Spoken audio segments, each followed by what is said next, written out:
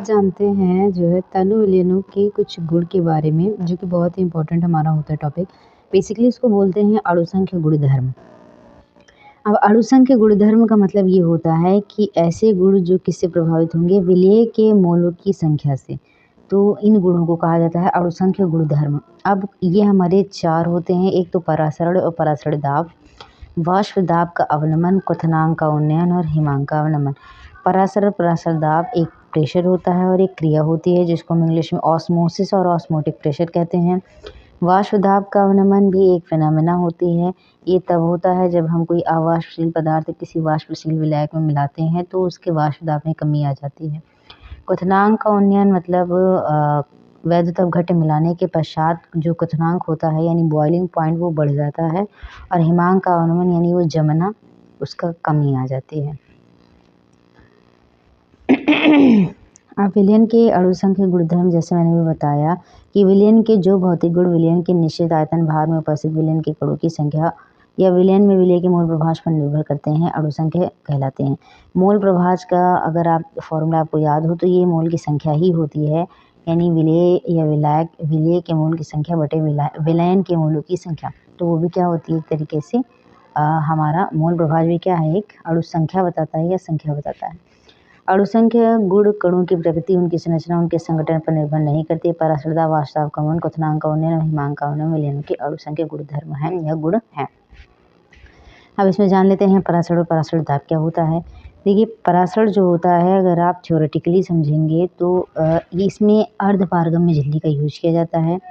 Basically इसमें एक हम कंटेनर लेते हैं और उसके बीच में लगा देते हैं अर्धपारगम्य झिल्ली। अब अर्धपारगम्य झिल्ली क्या होती है, अर्धपारगम्य झिल्ली ये होती है कि एक स्पेसिफिक टाइप के, एक विशेष टाइप के मॉलिक्यूल ही उस झिल्ली को पार कर सकते हैं, बाकी के जो बच्चे रहेंगे वो नीचे बैठे रह जाएंगे। अब यहाँ क्या हो रहा है, यहाँ पे अब देखिए किसी विलयन को एक अर्धपारगम्य झिल्ली द्वारा शुद्ध विलायक से पृथक करने पर केवल विलायक के अणु अर्धपारगम्य झिल्ली में होकर विलायक से विलयन में जाने लगते हैं।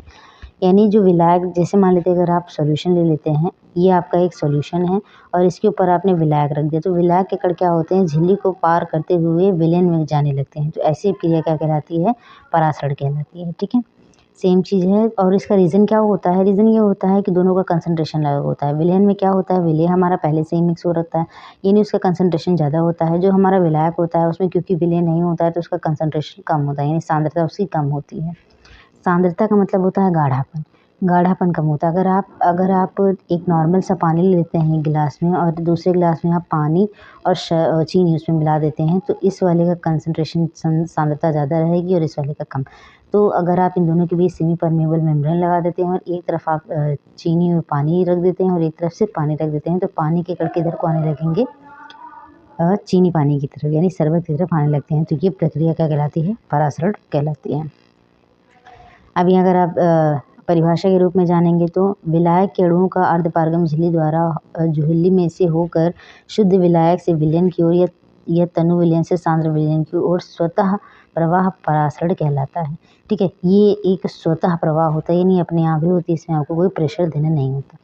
अब ये क्या होता है, यहाँ पे अभी आगे आपको रिवर्स या उत्क्रम परासरण पढ़ने को मिलेगा, जिसका मतलब होता है कि उल्टा काम करेगा। वह परासरण दाब जो परासरण के उल्टा काम करेगा।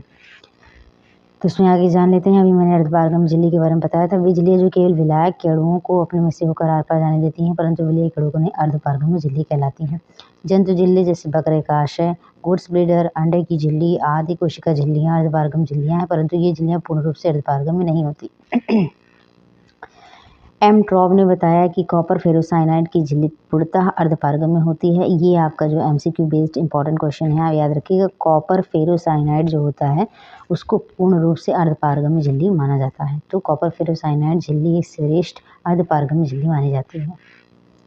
अब इसमें जान लेते हैं विलयन और परासरण में अंतर क्या होता है। शुद्ध विलायक और विलयन को एक दूसरे के सीधे संपर्क में रखने के लिए पर विलायक के अणु शुद्ध विलायक से विलयन की ओर तथा विलय के अणु विलयन से विलायक की ओर गति करते हैं। इसी प्रकार दो भिन्न सांद्रताओं के विलयनों को एक दूसरे के संपर्क में रखने पर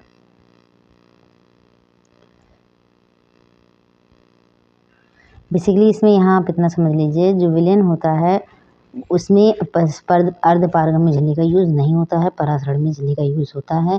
इसमें क्या होता है, तनु सांद्रता से जो है अधिक सांद्रता की ओर गति होती है और इसमें वही चीज़ अपोजिट होती है। यहाँ पराशर दाब के बारे में जान लेते हैं। अर्धपारगम झिल्ली द्वारा विलायक से पृथक किए विलयन में विलायक के प्रवेश को रोकने के लिए विलयन पर लगाया गया आवश्यक अतिरिक्त दाब विलयन का पराशर दाब कहलाता है।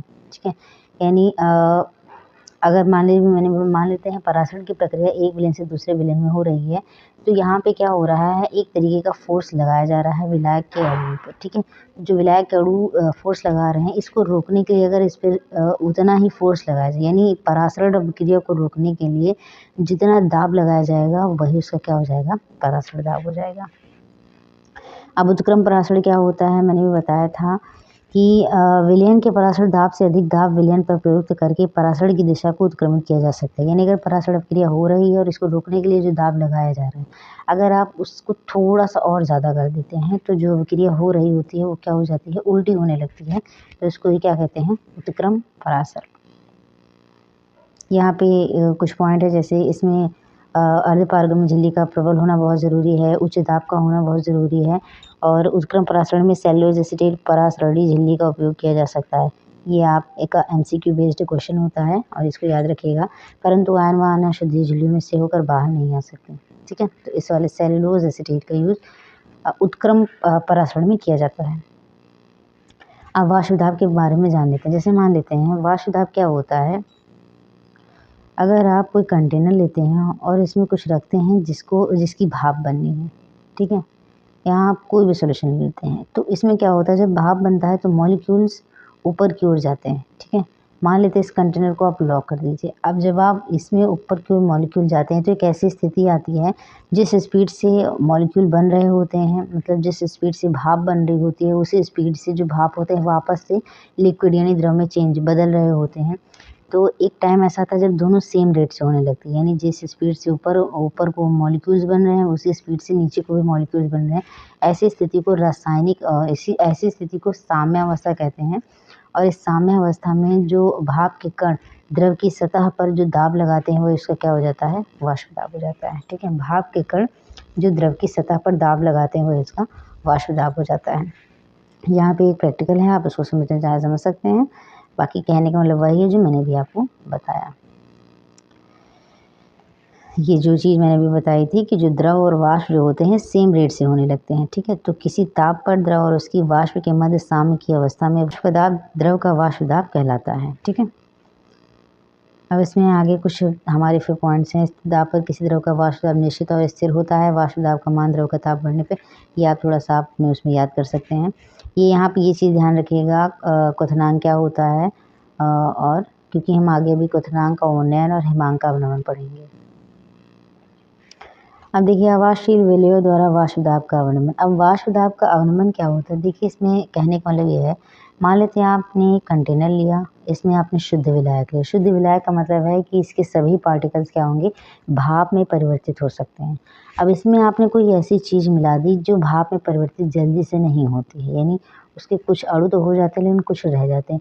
ऐसी स्थिति में क्या होता है, जो शुद्ध विलायक होता है उसके मॉलिक्यूल्स भी किससे बांध लिए जाते हैं, जो आपने अवाष्पशील मिलाया है उससे।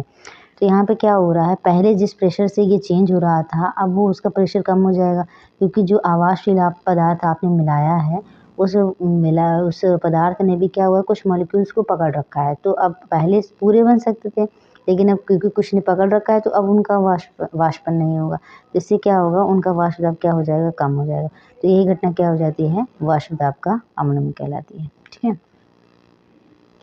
सेम ये आपका प्रैक्टिकल था। अब इसमें वाष्प दाब के अवनमन से ही आगे हम सीखेंगे जो है राउल्ट के नियम को और हेनरी के नियम को, इसलिए इस चीज़ को ध्यान रखिएगा। यहाँ पे ध्यान रखिए, यदि किसी ताप पर शुद्ध विलायक का वाष्प दाब P0 और विलयन का वाष्प दाब PS है तो P0 - PS वाष्प दाब का अवनमन तथा P0 वाष्प दाब का आपेक्षिक अवनमन होगा। ये जो बाई में आ जाता है P0 - PS बाई P0, ये क्या हो जाता है, वाष्प दाब का आपेक्षिक अवनमन।